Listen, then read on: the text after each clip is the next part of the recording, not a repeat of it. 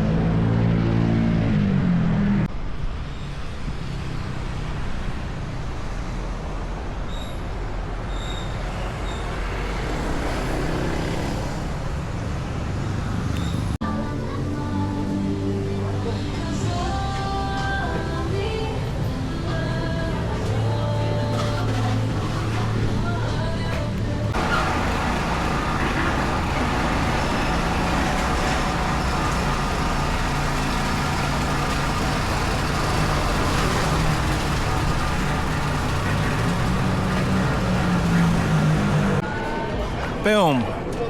Back in the room. Although you wouldn't really call it a room. Rather a lookout point. 5 to 5 on the FM dial. My legs are like marshmallows. And is it worth it to come all the way up to the top and see such an epic view like this? I guess it is. I was wondering what I might say. Something to make this sound like I'm a real smart boy, you know, to reflect on something that I might have read recently, and instead I'm going to reflect on what I read like 30 seconds ago on the prompt of a ChatGPT. I asked it for some of the greatest thinkers more recently on the topic of embracing pain instead of comfort, and there was a heap of people. So I asked him to narrow it down. Friedrich Nietzsche Let's see now. I'm gonna read for you because I can't even. I wouldn't do it justice if I was to refer. Friedrich Nietzsche said, "If one modern philosopher made suffering central, it was Nietzsche. His core idea, growth requires resistance. He believed that comfort produces mediocrity, struggle produces strength."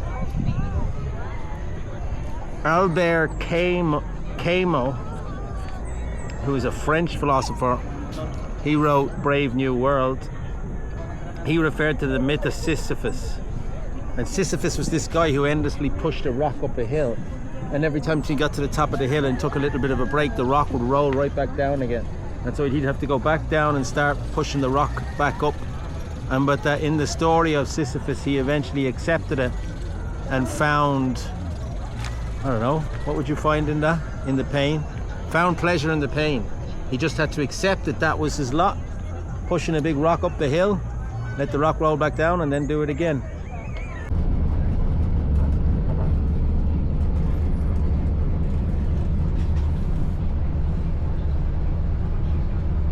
Here we go, Cebu, the Bantayan Islands.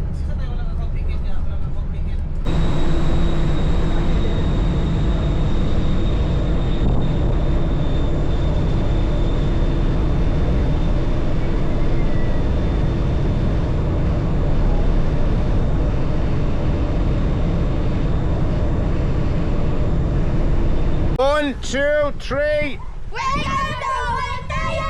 Yay! Here we go, Bantayan Island, and a brand new multi-story condominium dwelling on the rise to the left. Beautiful. Oh, I thought that woman was topless for a minute. Beautiful sights to the left and to the right. I met a fella over there was telling me that this is the first of its kind, and that it is a politician from Manila in cahoots with a couple of Chinese fat cats that are responsible for this eyesore. And he says, where do you think that their sewage would be going?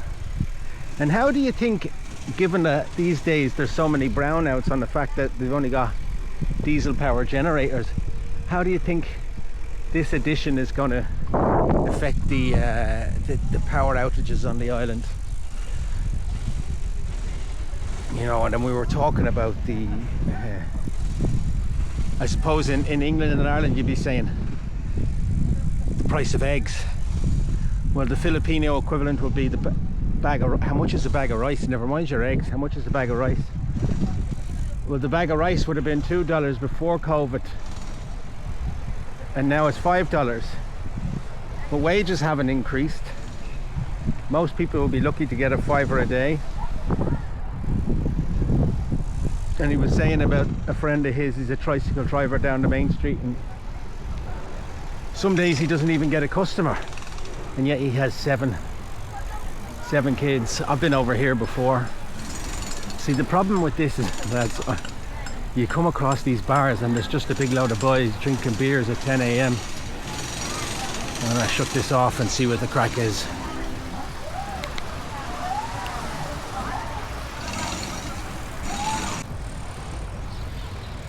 Now, I decided not to sit next to the early morning beer drinkers.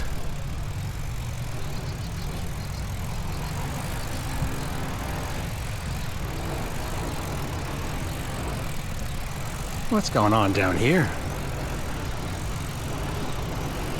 With their formal office attire. I'd say they're trying to sell something, so they're going to make a little video about it. You get some good looking girls in suits and then stick a camera on them and they'd sell you anything. Sell sand to the Arabs. Hello! Hi, good Morning. morning. What are you selling? Nothing. Selling our girls, he said. You're selling something. You're not wearing that kind of clothes for no reason.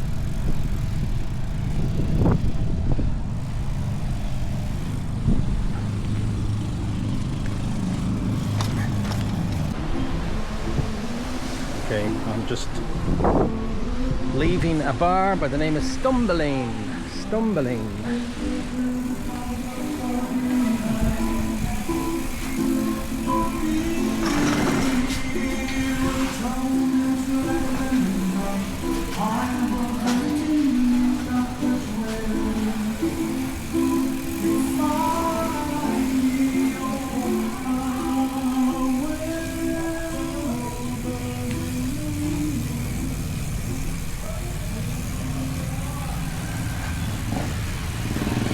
Right, I'll take a little spin around town, I think,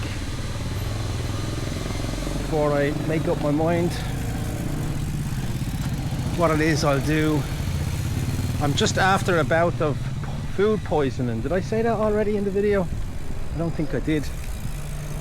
I woke up about 3 a.m. I'm trying to remember now, did I say anything about this? I woke up about 3 a.m. Massive cramps in my belly. And an explosion, a volcanic explosion was due. So I ran into the toilet and thus commenced a series of, say, toilet warfare. Me in the toilet bowl and stomach cramps and everything else. And all day yesterday, with the last 24 hours, I could barely lift my head off the pillow. Right, there's a bit of a party down here at the, I suppose it's a community of some sort anyway. I hope they don't mind me with my camera.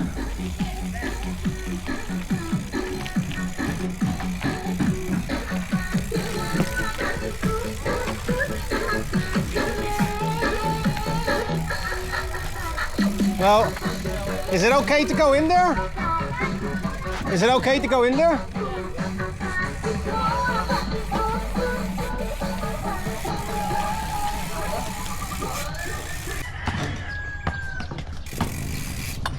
Now I am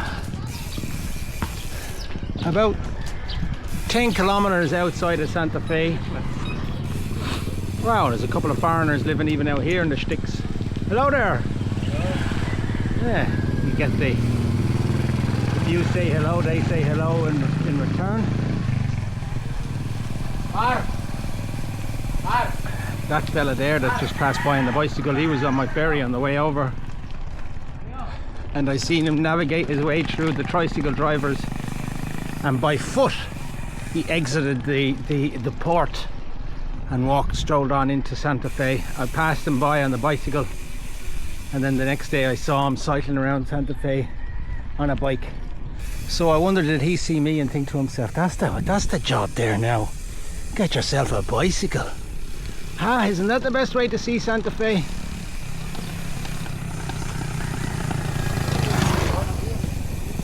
Now, the last time I was on Bantayan Island, I stayed with a fella out down this road, and he offered me a good price on a room. If I remember correctly, it was something like 5,000 peso for the week, $100 for the week, which isn't too shabby.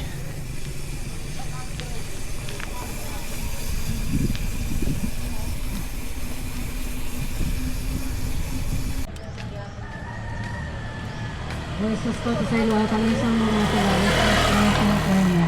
Dahil tayo makalag purgatorio to sa langit, pinakato na kinangan sa akong kaluhay panahon. So there you have the afternoon mass, 10 kilometers outside of Santa Fe. Great day to be alive, great day to be clean, great day to be able to say, Hail Mary, full of grace, the Lord is with thee. Blessed art thou among women, and blessed is the fruit of thy womb, Jesus. Holy Mary, Mother of God, pray for us sinners. Hello! I wonder, do they all memorize, or are they force-fed the Tagalog version, or they speak Visaya here, the Visaya version of Hail Mary and Our Father? Do they have it tattooed on the inside of their skull like us Irish folk?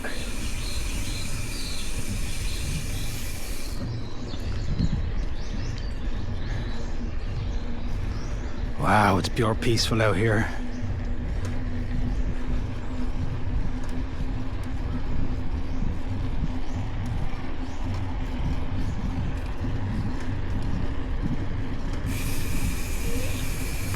I'm raging. I missed the full day yesterday. Otherwise I would have hit the road at 6 or 7 a.m. and I could have done the whole circumference of the beach, but even today, bunch of chicken legs hanging out of a bowl there. Presumably dead chicken, ready for the barbecue. Anyway, what with the food poisoning and everything, I was knocked off a kilter for 24 hours and only barely summoned up the strength today to muster outdoors.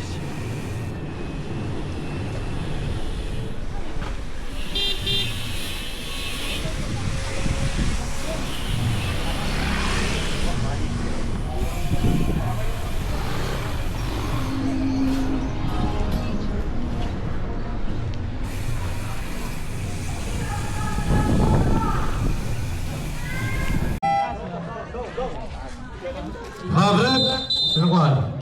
Delapit out, mata out. Tarong injured down. Second personal foul, mata, third team foul. Tino and Timmy.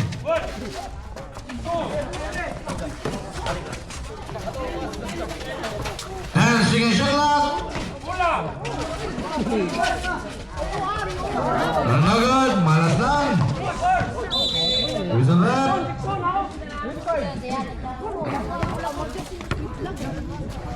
52 seconds.